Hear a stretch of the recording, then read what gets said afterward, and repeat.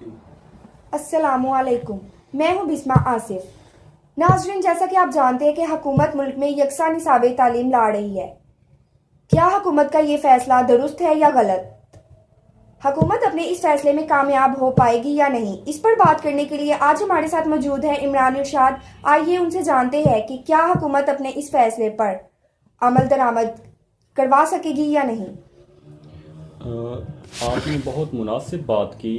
اصل میں پچھلے 2 سال سے حکومت مسلسل یہ نعرہ لگا رہی ہے کہ ہم ون نیشن تھرو ایجوکیشن پہ کام کر رہے ہیں، ہم یکساں نصاب تعلیم لا رہے ہیں اور دوہرا معیار تعلیم کی بجائے ہم سب کے لیے برابر ایک جیسا نظام تعلیم لائیں گے۔ اب خان صاحب نے یہ بات کر دی، لیکن وقت گزرنے کے بعد انہیں اندازہ ہوا کہ میں اپنی بات پہ پورا نہیں اتر سکتا۔ اب انہوں نے کیا کہ نظام تعلیم کی بجائے انہوں نے نصاب تعلیم کی بات کرنا شروع کر دی۔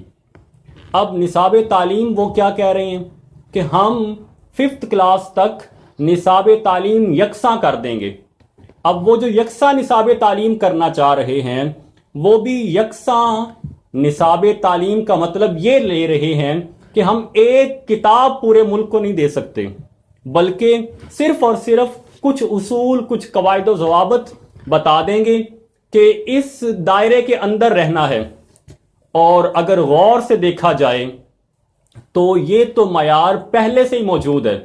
مثلاً اب پریپ سے لے کے 4 کلاس تک کا جو بچہ ہے یا 5th کلاس تک کا پرائمری کا بچہ، اس نے صرف اور صرف پڑھنا لکھنا سیکھنا ہے، یا اس نے میتھ کے ٹیبل یاد کر لینے ہیں، جمع تفریق ضرب تقسیم، اس کے علاوہ وہ جا ہی نہیں سکتا۔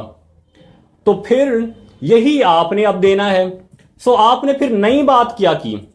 یہ صرف اور صرف حکومت کی الیکشن کمپین میں استعمال ہونے والے ایک ہتھیار کے سوا اور کوئی بات نہیں، اور یہ صرف اور صرف سیاسی نعرہ ہے جو وہ یکے بعد دیگرے اور مسلسل اور بالترتیب لگاتے جا رہے ہیں۔ اگر نصاب تعلیم کو وہ بدلنا ہی چاہ رہے ہیں تو پھر وہ یونیورسٹی سے اور میٹرک اور ایف اے اس لیول سے بدلیں۔ مسٹر چپس پچھلے 20 سال سے پڑھایا جا رہا ہے، جس کا نہ سر ہے نہ پاؤں، نہ کوئی فائدہ نہ نقصان۔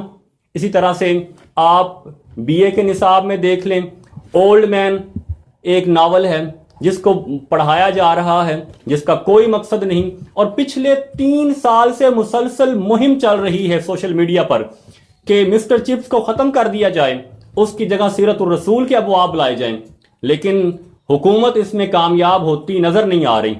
شاید ان کے پاس کوئی پلان ہے ہی نہیں، اور یہ صرف اور صرف ٹرک کی بتی کے پیچھے لگا دیا۔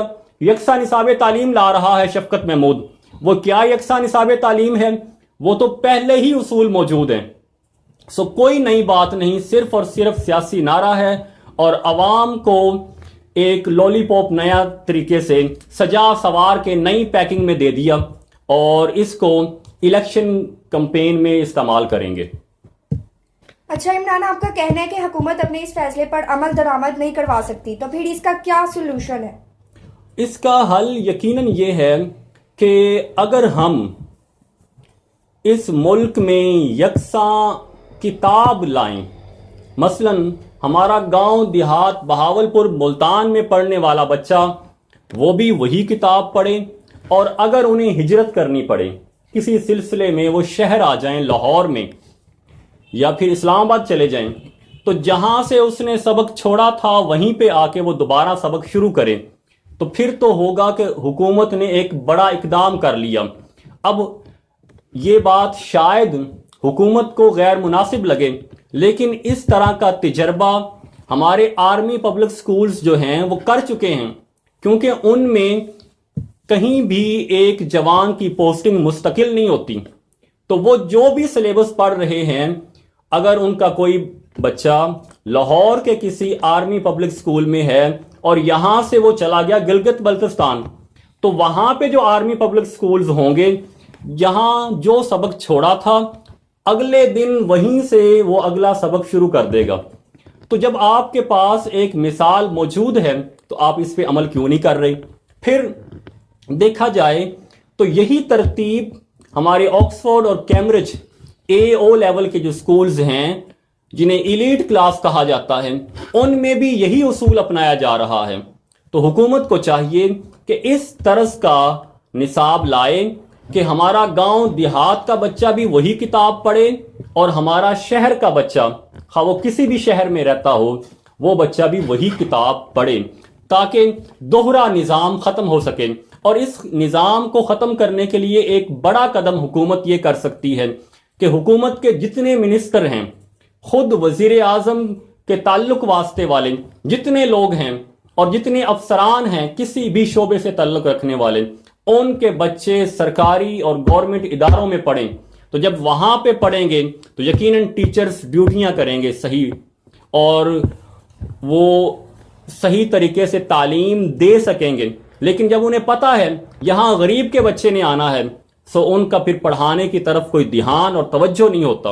سو چاہیے یہ کہ حکومت اگر اس معاملے میں واقعتاً سیریس ہے، کچھ کرنا چاہتی ہے، تو پھر اس کو چاہیے کہ ایک کتاب دیں اور وہی کتاب گاؤں دیہات میں بھی پڑھائی جائے اور وہی کتاب بڑے شہروں میں بھی پڑھائی جائے. اور وہی کتاب اگر ہمارے سکولز جس طرح سعودی عرب میں سکولز ہیں، ترکی میں سکولز ہیں، تو ہمارے سکول جو بین الاقوامی ممالک میں ہیں وہاں پر بھی وہی نصاب اور وہی کتاب پڑھائی جائے، تو پھر یہ یکساں نصاب والا نعرہ درست ہوگا.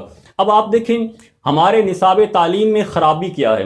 ہمارا نصاب تعلیم یہ ہے کہ 20 سال پہلے جو ٹیچر خود کتاب پڑھ کے آیا تھا وہی طلباء کو پڑھا رہا ہے، اور اگر کتاب بدل دی جائے تو سب سے پہلے مسئلہ بنے گا ٹیچرز کے لیے، کیونکہ انہوں نے سوال جواب رٹے ہوئے ہیں، اب وہ نئی کتاب پڑھا ہی نہیں سکیں گے. یہی وجہ ہے کہ جتنے بین الاقوامی ادارے ہیں، خواہ وہ نوکیا ہو، گوگل ہو، مائکروسافٹ ہو، وہاں پر جو ٹاپ پہ لوگ بیٹھے ہوئے ہیں وہ انڈین ہیں. ہمارا کوئی پاکستانی وہاں تک پہنچ نہیں سکتا. پھر اس کے ساتھ ساتھ دیکھیں جو میڈیسن کے کورس کی بکس ہیں ان کے سارے آتھر انڈینز ہیں. پھر BCSC کے نصاب میں جتنی کتب ہیں ان کے آتھر انڈینز ہیں. تو پاکستان کہیں بھی ترقی کرتا ہوا علم کے معیار میں نظر نہیں آ رہا. اور دوسری طرف دیکھیں ہم سے بنگلہ دیش آگے جا رہا ہے، ہم سے سری لنکا آگے چلا گیا، اور ہمارا جو انٹرنیشنل معیار تعلیم میں نمبر ہے وہ 194 نمبر ہے، 194 نمبر پہ ہم پہنچ چکے ہیں، یعنی بوٹم لائن میں ہمارا نام ہے. اور پھر دیکھیں کہ ہمارے پاس کوئی بھی ایسا پلان نہیں جس کے تحت ہم مستقبل میں ترقی کر سکیں. وہ جرمن کا ایمبیسڈر یہاں سے جا رہا تھا، مارٹن کوبلر، اس نے کہا پاکستانی وہ قوم ہے کہ جو اسلحہ تو بنانا جانتی ہے مگر انٹرنیشنل معیار کی سائیکل تک نہیں بنا سکتا. اب اس نے تو بڑی بات کر دی کہ سائیکل تک نہیں بنا سکتا، لیکن ہمارا حال یہ ہے کہ ہم ٹوتھ پیسٹ نہیں بنا سکتے، ہم ماچس نہیں بنا سکتے، ہم سوئی نہیں بنا سکتے، ہم عبادت جس کے لیے کرتے ہیں جن چیزوں پر ٹوپی، رومال، تسبیح، جائے نماز، ہم وہ تک نہیں بنا سکتے. تو ایسے حال میں پھر ہمیں یقیناً اپنے معیار تعلیم کو بدلنا ہوگا. ایک اور بات آپ دیکھیں، پاکستان میں کل جو بے روزگار ہیں ان کی تعداد 58 لاکھ ہے، اور اس کے اوپر ہمارے تعلیمی نظام کے اوپر ایک زوردار تمانچہ یہ ہے کہ ان 58 لاکھ بے روزگار لوگوں میں 32 لاکھ گریجویٹ ہیں یا پوسٹ گریجویٹ ہیں، یعنی انہوں نے ماسٹر کیا، 18 سالہ ایجوکیشن لے کے پھرتے ہیں مگر ہیں بے روزگار. کیوں؟ کیونکہ یہاں پہ کوالٹی ایجوکیشن نہیں ہے. اور اس کے ساتھ ساتھ آپ دیکھیں انٹرنیشنل لیبر آرگنائزیشن کی رپورٹ پچھلے دنوں آئی. انہوں نے کہا پاکستان جو پوری دنیا میں لیبر بھیج رہی ہے اس میں صرف 1% وہ لوگ ہیں جو ڈاکٹر اور انجینئرز ہیں اور 2% وہ لوگ ہیں جو نرسنگ سٹاف سے تعلق رکھتے ہیں یا ٹیکنیشین ہیں اور باقی 95% سے زیادہ لوگ 98-97% وہ مزدور ہیں, دہاڑی دار ہیں, وہ ویٹر ہیں ہوٹلز میں, وہ صفائی کا کام کرنے والے ہیں. تو جو پاکستان پوری دنیا کو مزدور دے رہی ہے, کوئی معیاری لوگ, پڑھے لکھے لوگ نہیں فراہم کر رہی, وہ قوم پھر کیا اپنا نام اور وقار پیدا کرے گی؟ سو اس نظام تعلیم میں بہت ساری خرابیاں موجود ہیں اور موجودہ حکومت کو چاہیے کہ ٹھوس اقدام کرے, الیکشن کا نہ سوچے بلکہ قوم کے بارے میں سوچے. اور اگر اس قوم میں نظام تعلیم کے اندر بہتری آ گئی, کرپشن اور لوٹ مار ختم ہو گئی, دھاندلی ختم ہو گئی, اقربا نوازی ختم ہو گئی, تو یقیناً پاکستان وہ قوم بن سکتی ہے کہ جو دنیا میں اپنا